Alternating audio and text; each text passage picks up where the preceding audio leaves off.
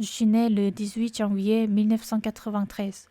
J'ai été élevée par un père qui aimait la littérature et une mère qui aimait tout faire à la main. J'ai passé mon enfance à Uijeongbu, Gyeonggi-do, en Corée.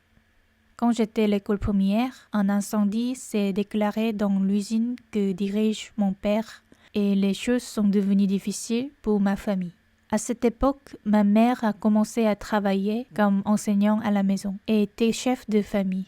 À partir du moment où ma mère a commencé à travailler, elle est devenue plus irritable. Il y a eu de nombreuses fois où j'ai été la cible de sa colère.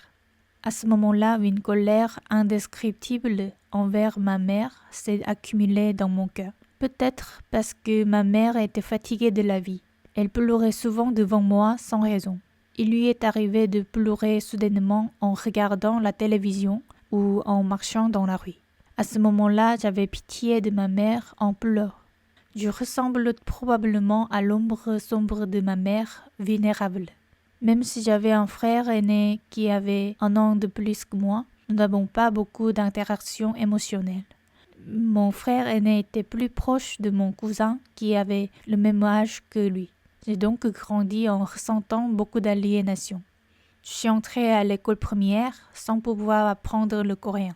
J'ai toujours appris lentement et en retard, peu importe ce que je faisais.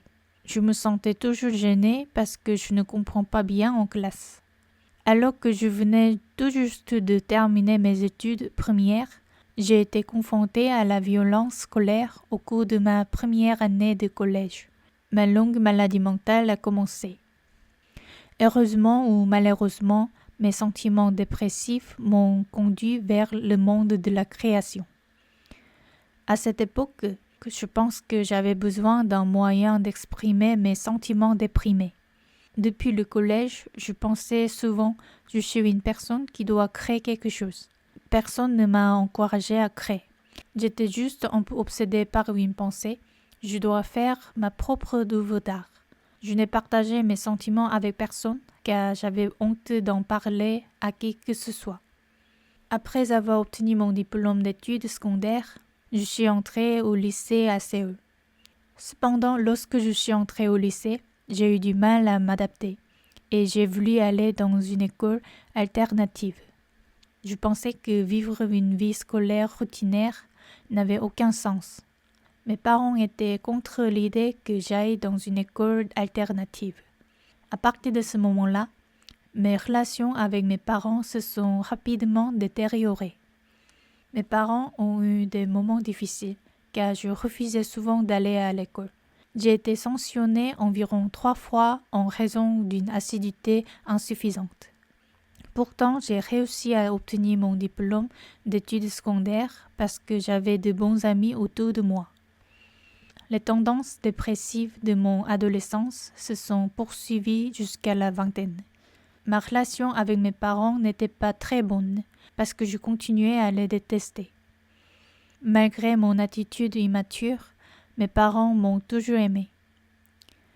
Après avoir obtenu mon diplôme d'études secondaires avec beaucoup de difficultés, j'ai intégré une école de cinéma en 2011 à l'âge d'adulte. Pendant les 3 ans et demi que j'ai passé à l'école, j'ai participé à différents types de courts-métrages. J'en ai réalisé 3 et je me suis rendu compte que je n'avais aucun talent de réalisateur. C'est gênant à dire, mais à l'époque, je buvais beaucoup et j'ai caché ma jeunesse. Quoi qu'il en soit, je n'ai pas obtenu mon diplôme d'école de cinéma. En 2015, sur recommandation d'un professeur de l'école de cinéma, j'ai rejoint une entreprise de divertissement d'acteurs. Mais j'ai quitté l'entreprise après avoir travaillé environ 1 an. Après avoir quitté mon travail, j'ai décidé d'étudier l'art et je suis partie en France en 2016. Alors que je vivais seule en France pendant mes études, j'ai appris la triste nouvelle du décès de ma mère en 2017. Depuis, ma dépression s'est aggravée. Mon père est ensuite décédé en 2020 alors que j'y vivais encore. Après avoir quitté ma mère et être entrée en école d'art en France. Après avoir vécu une série de décès dans ma famille, j'ai malheureusement perdu une grande partie de ma volonté de vivre. J'ai quand même essayé de vivre ma vie.